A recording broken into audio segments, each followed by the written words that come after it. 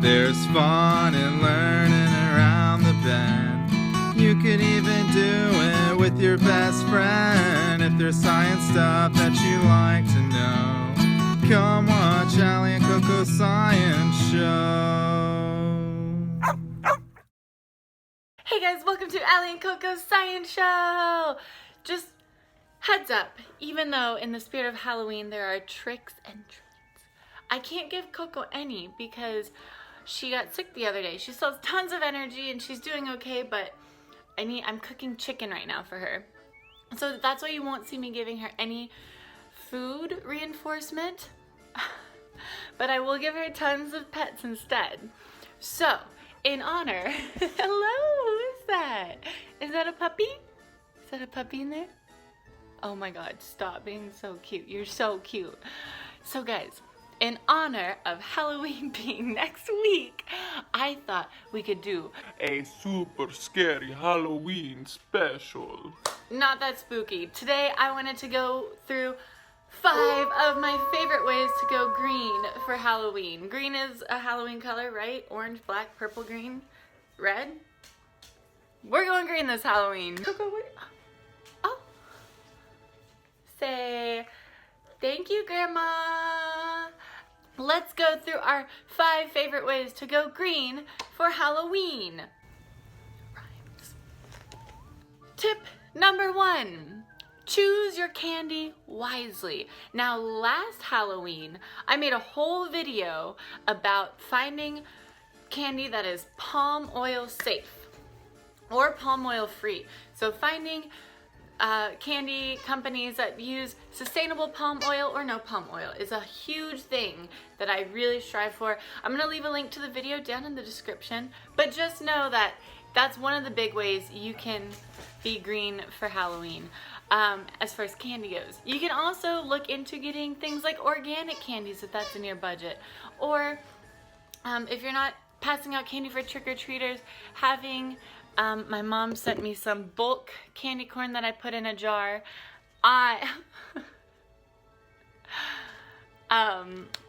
Bulk candy if you're just hanging out with friends and you want to get your sugar on. Getting things in bulk. But of course you can't pass this out to trick-or-treaters. And I would never share my candy corn anyway. So that's tip number 1. Make sure you're getting palm oil safe candy. If you can swing it, organic candy. Or if you're not passing out trick-or-treater candies, just candy in the bulk section, guys. Tip number 2. Let's say you're going to a Halloween party. Have you ever been to a Halloween party? No, you haven't. But if you're going to a Halloween party, make sure you guys are kind of getting creative, making your own food from scratch instead of like, I forgot I'm getting a thing of potato salad at the grocery store. Try and do some waste-free or mostly waste-free cooking at home. So, I don't know, freeze some grapes and call them eyeballs, or make cookies from scratch and like put frosting on it and make it really cute. There's so many things you can do. Check out, I don't know, Pinterest, or just Google creative, fun Halloween ideas. I paused the video. I was editing and also perusing the internet for some food ideas for a Halloween party this weekend, and look at this article from Brit & Co. Guys, I need to make all of them. Okay, back to the video. Now another thing is, like, let's say you make pumpkin bread, or let's say you carve a pumpkin. Make sure you guys are using all parts of that pumpkin or composting and making good soil. So I carved a pumpkin. I collected all the seeds and made salted pumpkin seeds. And then I'm going to, I composted its guts. And then I'm going to compost my pumpkin when it turns into a mushy Jack Skellington. So make sure you guys are trying to be as waste-free as possible in your cooking and preparing for any Halloween festivities. So going as green as possible in your partying. Tip number 3, costumes. So guys, I really admire homemade costumes that are just kind of thrown together, or if you've got sewing skills, like sew away.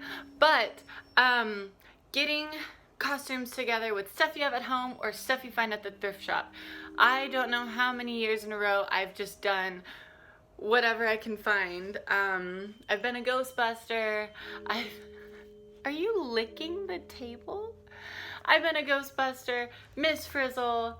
I was Daphne last year. I made a video for that, which I'll also leave in the description down below. So like this year, I've got most of the stuff already at home. But you'll have to check that out when I'm on Halloween. It's really awesome when you can just kind of throw stuff together and just be creative with it. Or if you got sewing skills, like sew away. But even if it's not like super high tech, so like this dress, which I wear on a daily basis. Maybe I'm a witch, I don't know. This dress, I could put like a rolled up black piece of paper and be a witch. Like, you know, it doesn't have to be like an exact costume, just as long as you're having fun, getting in the spirit, getting spooky. So try making your own Halloween costumes, or I saw online trading costumes. So you don't have to even craft it. You can take your friend Abigail's costume from last year and she can have your costume from last year, and boom, you guys are now different things. Like, it's trading costumes, seeing what's in your friend's closet works too. So also, I was reading online about making your own like makeup and using coconut oil and different food colorings and making your face spooky too. Number 4, repurposing decorations, or just repurposing in general. So I've seen people take candy wrappers and make, I don't know, necklaces and hair bows and purses and everything. So repurposing those candy wrappers if you do go trick-or-treating. Another thing though is repurposing decorations here at home. If you get milk jugs, I've seen people like draw a face on a white milk jug to make it look like a ghost, and then putting a light in it, kind of like a jack-o'-lantern, and putting it outside to kind of light the way up to your house so that people can see. That's kind of cool. But also, if you reuse decorations, that's great too. So my parents use the same Halloween lights every year in their bushes and on their trees, and so reusing things instead of just getting decorations, especially like plastic and styrofoam, getting decorations for a season and throwing it out. We don't want to do that. So try and get things that are reusable or repurposed are great ways to be green when decorating your house. Tip number 5, going green while trick-or-treating. Now the first thing I want to tackle is don't drive when you're trick-or-treating. It's safer if you guys are all walking. Go house to house. It's part of the tradition of Halloween. Get out of your car. Leave your car at home first off. Walk house to house. You're not going to accidentally hit any children this way. So it's a bit safer when you don't drive house to house. You're gonna walk house to house, get your candy, and come back home and watch scary movies and get into a sugar coma. Now let's say you want to get to the neighborhood with the good candy, like the king size bars. Get your parent or guardian, all your friends, pile in the car, buckle your seatbelts, you're carpooling all the way to the other neighborhood with the good candy, park the car, and then walk through that neighborhood as you would your own. So you're not driving house to house. First step. Second step, make sure you're using something you already have at home to collect your candy. So like, yeah, you want to get like the cute little pumpkin plastic baskets, and maybe you already have one at home. Go ahead and use that. Don't get a new one every year. My favorite thing to do was, when I was growing up, I used to get my pillowcase and I'd go door to door with my pillowcase and fill it with candy. You can also just use a reusable shopping bag or some sort of tote. It doesn't have to be anything Halloween. You can just, whatever fits candy in and doesn't have a hole in the bottom is great for trick-or-treating. Another tip for while you're trick-or-treating to be green is make sure, first of all, that you're hydrating. Especially if you're walking a lot during the night, make sure you bring your bottle of water with you so that you're hydrating, but you're not using a plastic bottle of water. Also, you can't really dictate what candy you get, so it may have palm oil in it. You could, as you collect your candy, ask the person giving you candy if it has palm oil and tell them why palm oil sucks. You could also, I've seen a lot of kids collect quarters for UNICEF, which is pretty cool. So if you're a house giving out candy, make sure you do have like a small pile of quarters just in case any kids asking for donations to UNICEF come by. And also there are programs where you can send some of your Halloween candy to troops overseas, which is also a really fun idea. That's more just fun and sharing.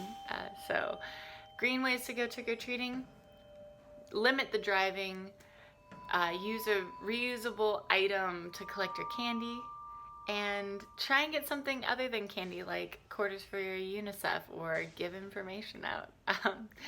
So those are my 5 ways to go green for Halloween. So for the question of the week, I want to know, what are you gonna be for Halloween? What are you gonna be? You're gonna be anxious. That's amazing. I'm gonna be, well, I'll let you guys find that on Halloween. Make sure you guys are following me on my social media. Oh, I'm sorry. We've got an Allie and CoCo Science Show Facebook, Instagram. Colette's got an Instagram. We've got a Twitter. And we also have a Patreon if you want to follow us there and check out our blog. And have a happy green Halloween.